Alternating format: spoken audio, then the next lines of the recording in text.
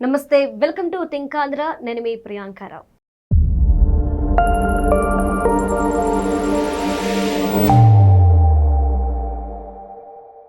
రాజ్ కసిరెడ్డి మద్యం కుంభకోణంలో ఈ పేరు తరచూ వినబడుతుంది. అలానే ప్రధాన నిందితుడిగా కూడా ఇప్పుడున్నారు. అయితే ఈయనకి సంబంధించిన ఆస్తులు ఏవైతే ఉన్నాయో, అంటే మద్యం కుంభకోణం ద్వారా సంపాదించిన ఆస్తుల్ని ఇప్పుడు జప్తు చేయాలని చెప్పేసి ప్రభుత్వం చూస్తుంది. అంటే జరగని కుంభకోణం నుండి ఎలా ఇన్ని ఆస్తులు సంపాదించారు అంటే వైసీపీ వాళ్ళని చెప్తున్నారు కదా, అసలు కుంభకోణమే జరగలేదని. మరి ఇన్ని ఆస్తులు ఎక్కడి నుండి వచ్చాయి? ఇప్పుడు ఇదే క్వశ్చన్ రేజ్ అవుతుంది. సో దీనికి సంబంధించి మనతో మాట్లాడడానికి ప్రముఖ పొలిటికల్ అనలిస్ట్ అప్పసాని రాజేష్ గారు ఉన్నారు. ఆయనతో మాట్లాడదాం.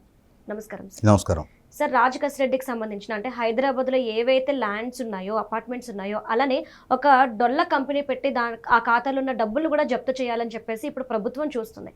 కానీ వైసీపీ వాళ్ళు ఏమన్నారు, అసలు స్కామే జరగలేదన్నారు. మరి జరగని స్కామ్ నుండి ఇంత ఆస్తులు ఎలా రాజ్ కసిరెడ్డి సంపాదించాడు? దీనికి మీరేమంటారు? అంటే ఇప్పటి వరకు విచారణ జరుగుతున్న తీరు, వేల కోట్ల రూపాయలు చేతులు మారాయి అని చెప్పని విచారణ నిర్ధారణ అవుతూ ఉంటాం.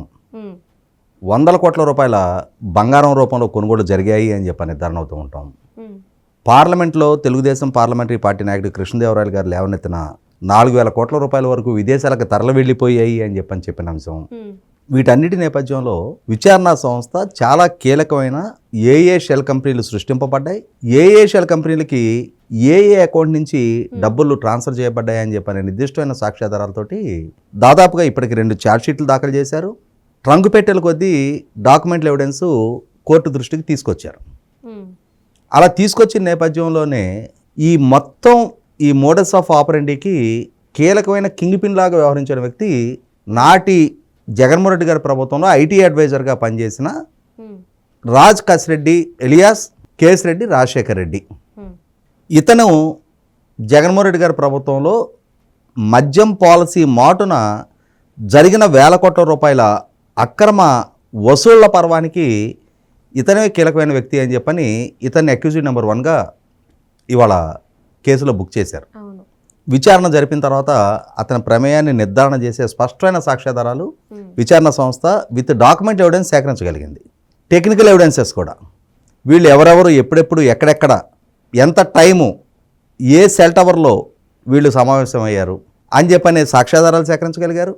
కొందరు అప్రూవర్లుగా మారిచ్చిన స్టేట్మెంట్లు ఉన్నాయి. విజయసాయిరెడ్డి గారు లాంటి వాళ్ళు ఎక్కడ ఎవరెవరితో ఏ సందర్భాల్లో సమావేశాలు జరిగినాయి అని చెప్పని ఆయన ద్వారా తడతెలమైనవి.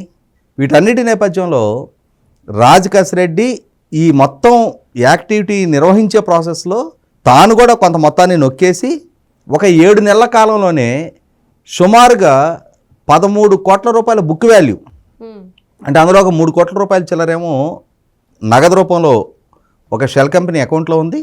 మిగిలినవి సుమారుగా ఒక 10 కోట్ల రూపాయల బుక్ వాల్యూ విలువ చేసే ఆస్తులు కొనుగోలు చేశాడు. సుమారుగా 30.20 అంటే 30 ఎకరాల 20 గుంటలు, అంటే 30.5 ఎకరాలు సుమారుగా ఇతని ద్వారా కొనుగోలు చేయబడ్డాయి అని చెప్పని నిర్ధారణ అవుతుంది 7 నెలల కాలంలో. ఇంత వేగంగా వాటిని ఎలా సమకూర్చుకోగలిగాడు? ఇవాళ అతను వివరణ ఇచ్చి తీరాల్సిన బాధ్యత ఉంది. ఇవాళ నీ చేతుల మీదుగా ఇన్ని వేల కోట్ల రూపాయల లావాదేవీలు జరిగాయి.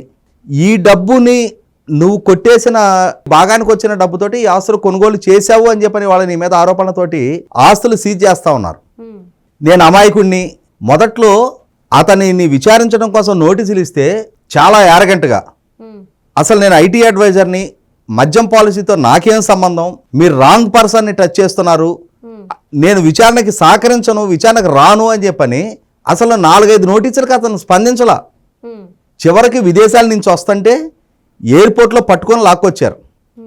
రారా బాబు, నీకు ఇచ్చిన మర్యాద నిలుపుకునే స్థాయి నీకు లేదు, నువ్వు పోలీస్ స్టేషన్కి వచ్చి పోలీస్ లాకప్లో కూర్చొని ఇంట్రాగేషన్ ఎదుర్కొంటే కానీ నీ నోటి నుంచి సమాధానాలు బయటకు రానట్టు ఉన్నాయి అని చెప్పని పోలీసులు వారి స్థాయిలో వారి రీతిలో వాళ్ళు తీసుకొచ్చి కూర్చోబెట్టినాక అప్పుడు జగన్మోహన్ రెడ్డి గారి ప్రభుత్వంలో అటు ప్రభుత్వానికి ఇటు పార్టీకి వనరులు చేకూరే విధంగా మద్యం పాలసీ తయారు చేయమని ఆయన ఇచ్చిన ఆదేశాల మేరకే మేము సమావేశాలు పెట్టామని చెప్పని అడ్మిట్ అయ్యాడు. అసలు నువ్వెవరివి? నువ్వు ఆ ప్రభుత్వంలో జస్ట్ ఐటీ అడ్వైజర్ అంతే. నువ్వు ఆ ఎక్సైజ్ మినిస్టరు కాదు, ఎక్సైజ్ ప్రిన్సిపల్ సెక్రటరీ కాదు, కనీసం శాసనసభ్యుడు కూడా కాదు. నీకేం సంబంధం? నీకు ఆయన ఎందుకు చెప్పాడు?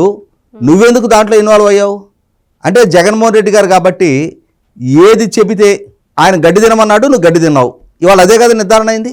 ఆయనకి గడ్డి పోగు చేసే ప్రాసెస్లో కొంత గడ్డి వీళ్ళు కూడా స్వయంగా మేశారు అని చెప్పని ఇవాళ విత్ డాక్యుమెంట్ ఎవిడెన్స్ ఏ ఆస్తులు ఆ కాలంలో ఎంత ఎక్స్టెంటు, ఎంత విలువ కలిగిన ఆస్తులు, ఏ డాక్యుమెంట్ నెంబరు, ఏ సర్వే నెంబరు, ఏ రెవెన్యూ విలేజీ, ఈ పూర్తి ఆధారాలు ఇవాళ సిటీ దగ్గర ఉన్నాయి.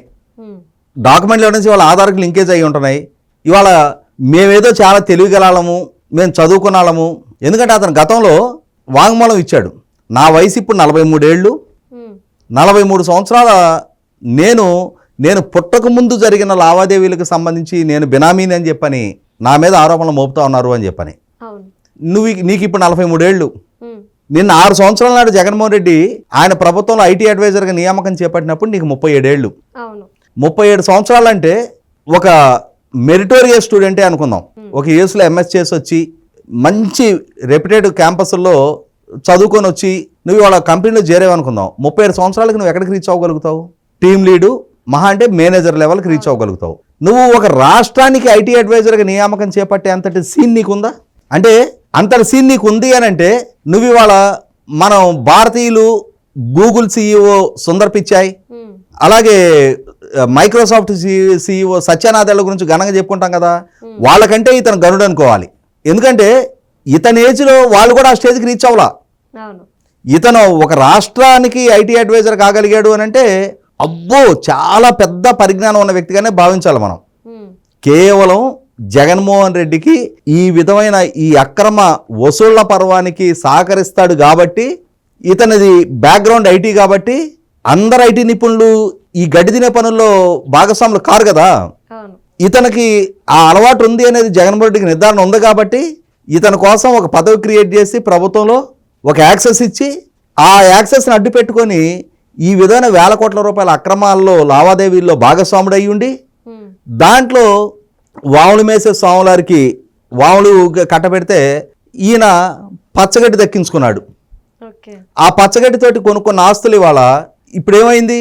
నువ్వు ఆ రోజు జగన్మోహన్ రెడ్డి నంది అంటే నంది అన్నావు, పంది అంటే పంది అన్నావు. ఇవాళ నీకు జైలు, నీ పరువు ప్రతిష్టలకు భంగం, దానికి తోడు నువ్వు సంపాదించుకున్న ఆస్తులు కూడా ఇవాళ ప్రభుత్వం మళ్ళీ జప్తు చేస్తుంది.